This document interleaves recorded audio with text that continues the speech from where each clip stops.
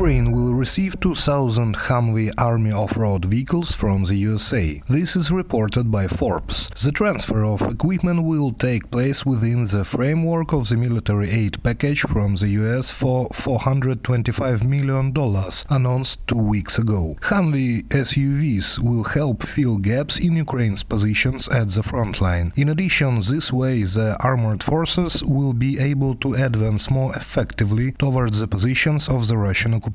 The publication emphasizes the Ukrainian military is already familiar with the Hmmwv, as Ukraine has more than 3,000 such SUVs in service. The Ukrainian victory plan depends only on the will of the partners, not on the will of Russia. President of Ukraine Volodymyr Zelensky said this at a press conference. According to him, Western partners have recently been delaying even those arms deliveries that were promised earlier. The situation with the leak of information about Tomahawk missiles is completely wrong.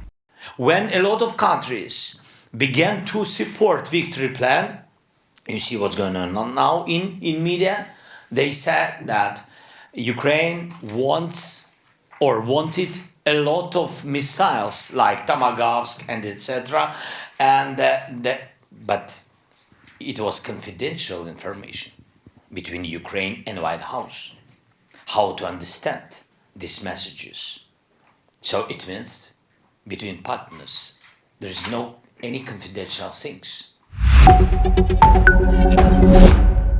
2 people died as a result of shelling by the Russians in Kharkiv. More than 30 were injured. This was reported by the local prosecutor's office. The enemy hit the residential building with a FAB 500 high-explosive aerial bomb. As a result, 3 floors of the building collapsed. The search operation lasted all night. People were pulled out from under the rubble. The prosecutor's office reported the death of a 12-year-old boy at night. Later, the second dead was found. He was 15 years old.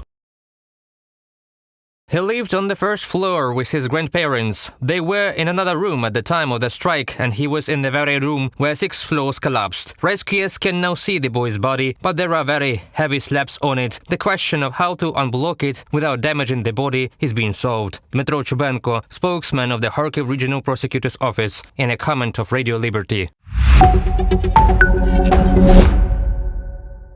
Defense Minister of Ukraine Rustem Umerov, after a meeting with his Norwegian counterpart Bjørn Arild Gram, announced Norway's readiness to allocate more than $118 million for the purchase of weapon systems and spare parts for Ukrainian F-16s. The day before, Norwegian Prime Minister Jonas Gahr Støre announced that his country will allocate $500 million for the expansion of air defense systems in Ukraine. In particular, together with other countries, Norway provides funding that will allow Romania to send the Patriot air defense system to Ukraine.